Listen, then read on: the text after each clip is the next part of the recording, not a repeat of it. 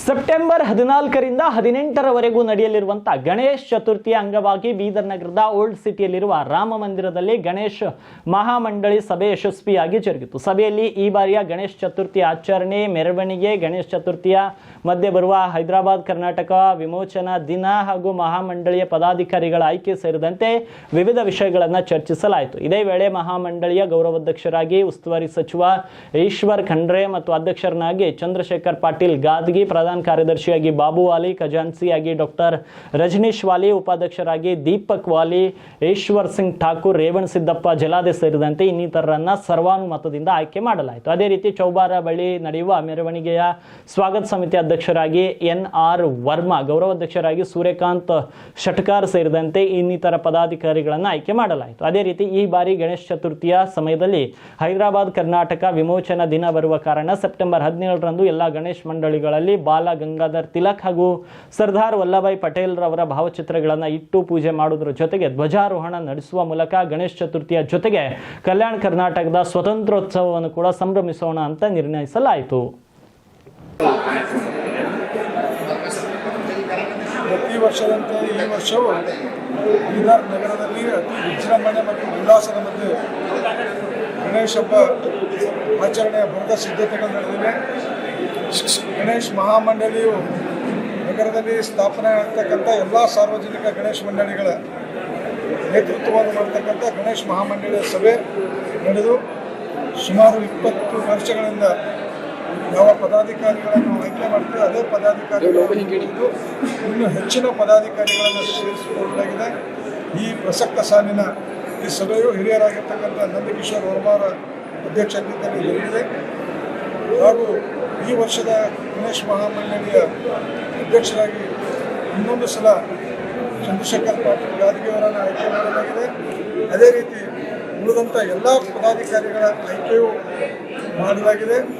ವಿಶೇಷವಾಗಿ ಈ ಸಲ ಹೆಚ್ಚಿನ ಸಂಖ್ಯೆಯಲ್ಲಿ ಕಳೆದ ಸಂಖ್ಯೆಗಿಂತಲೂ ಹೆಚ್ಚು ಗಣಪತಿಗಳು, ಸಾರ್ವಜನಿಕ ಗಣಪತಿಗಳು ಸ್ಥಾಪನೆ ಆಗ್ತಾ ಇರುವುದು ಉಲ್ಲಾಸ ಮತ್ತು ಹರ್ಷದ ವಿಷಯವಾಗಿದೆ.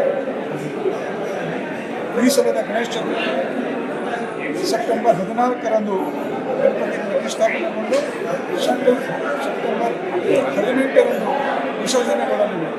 ಈ ಮಧ್ಯೆ ಸೆಪ್ಟೆಂಬರ್ 18 ಈ ದೇಶ ಸ್ವತಂತ್ರವಾದಾಗ ನಾವು ಈ ಹೈದರಾಬಾದ್ ಕರ್ನಾಟಕ, ಕಲ್ಯಾಣ ಕರ್ನಾಟಕ ಜನ ಸ್ವತಂತ್ರವಾಗಿದ್ದು, ನಾವು ಸ್ವತಂತ್ರವಾಗಿದ್ದು ಸೆಪ್ಟೆಂಬರ್ 17 ಗಣಪತಿಯ ಪ್ರತಿಷ್ಠಾಪನೆ ಮತ್ತು ವಿಸರ್ಜನೆ ಮಧ್ಯೆ ಬರ್ತಾ ಇದೆ. ಸಾರ್ವಜನಿಕ ಗಣೇಶ ಮಂಡಳಿಗಳು ಸ್ವತಂತ್ರ ಪೂರ್ವದಲ್ಲಿ ಬಾಲ ಗಂಗಾಧರ ತಿಲಕರು ಸಂಘಟನೆಗಾಗಿ ಮಾಡಿದಂಥ ಹಬ್ಬ. ಆ ಹಬ್ಬದ ಪ್ರತೀಕವಾಗಿ ಎಲ್ಲ ಸಾರ್ವಜನಿಕ ಗಣೇಶ ಮಂಡಳಿಗಳಲ್ಲಿ ಬಾಲ ಗಂಗಾಧರ ತಿಲಕರು ಮತ್ತು ಸರ್ದಾರ್ ವಲ್ಲಭಾಯ್ ಪಟೇಲ್ ಅವರ ಭಾವಚಿತ್ರಗಳನ್ನು ಕಡ್ಡಾಯವಾಗಿ ಅಳವಡಿಸಬೇಕು ಮತ್ತು 17 ಸೆಪ್ಟೆಂಬರ್ ದಿನ ಅಂದು ಎಲ್ಲ ಸಾರ್ವಜನಿಕ ಗಣೇಶ ಮಂಡಳಿಗಳ ಮುಂದೆ ರಾಷ್ಟ್ರ ಧ್ವಜಾರೋಹಣ ಮಾಡಬೇಕಂತೇಳಿ ನಾವು ಮಹಾಮಂಡಲ ವತಿಯಿಂದ ಇಲ್ಲೇನನ್ನು ಆಗ್ರಹಪಡಿಸಿದ್ದೇವೆ ಮತ್ತು ವಿನಂತಿಸಿದ್ದೇವೆ. ಎಲ್ಲ ಕಡೆ ರಾಷ್ಟ್ರದ ಈ ಹಬ್ಬವನ್ನು ವಿಜೃಂಭಣೆಯಿಂದ ಈ ಸಲ ನಮ್ಮ ನಗರದಲ್ಲಿ, ನಮ್ಮ ಜಿಲ್ಲೆಯಲ್ಲಿ, ನಮ್ಮ ಈ ನಾಡಿನಲ್ಲಿ ನೆರವೇರುತ್ತೆ ಅಂತಕ್ಕಂಥ ಮಾತನ್ನು ಹೇಳ್ತಾ, ಮೆರವಣಿಗೆ ನಮ್ಮ ಭಾಗ ಆಂಧ್ರ ಮತ್ತು ಮಹಾರಾಷ್ಟ್ರದ ಗಡಿ ಹೊಂದಿಕೊಂಡಿದೆ. ಕರ್ನಾಟಕದಲ್ಲಿ ಎಲ್ಲಿಯೂ ಬೀದರ್ನಲ್ಲಿ ಅಂತಕ್ಕಂಥ ವಿಜೃಂಭಣೆಯ ಮೆರವಣಿಗೆ ಆಗುವುದು. ಬೀದರ್ನಲ್ಲಿ ಬಾಂಬೆ ಮತ್ತು ಪೂನಾ ಮಾದರಿಯಲ್ಲಿ ಮೆರವಣಿಗೆ ಆಗುತ್ತೆ. ಹಾಗಾಗಿ ಈ ಸಲದ ಮೆರವಣಿಗೆ ಶಾಂತಿ ಮತ್ತು ಸುವ್ಯವಸ್ಥೆಯಿಂದ ಎಲ್ಲರೂ ಶಾಂತಿಯನ್ನು ಕಾಪಾಡಬೇಕು. ಹಬ್ಬ ಉಲ್ಲಾಸ ಮತ್ತು ಸಂಸ್ಕೃತಿಯ ಆಧಾರವಾಗಿ ನಮ್ಮ ಸನಾತನ ಮತ್ತು ಹಿಂದೂ ಧರ್ಮದ ಪ್ರತೀಕವಾಗಿ ಆಚರಿಸಬೇಕಂತೇಳಿ ನಾವು ಎಲ್ಲರೂ ಇವತ್ತು ತೀರ್ಮಾನವನ್ನು ಮಾಡಿದ್ದೇವೆ. ನಮ್ಮ ಮಾಧ್ಯಮದ ಮೂಲಕ ವಿನಂತಿಸ್ತೇವೆ. ಉತ್ಸಾಹ ಉಲ್ಲಾಸದ ಮಧ್ಯೆ ಯುವಕರು ಪಾಲ್ಗೊಳ್ಳಲಿ. ನಾಡಿನ ಜನತೆಗೆ ಬರ್ತಕ್ಕಂಥ ಚತುರ್ಥಿ ಶುಭವಾಗದೆ ಅಂತ ಗಣೇಶ್ ಮಹಾಮಂಡಲ ಪ್ರಧಾನ ಕಾರ್ಯದರ್ಶಿಗೆ ನಾನು ವಿನಂತಿಸಿಕೊಳ್ತೇನೆ.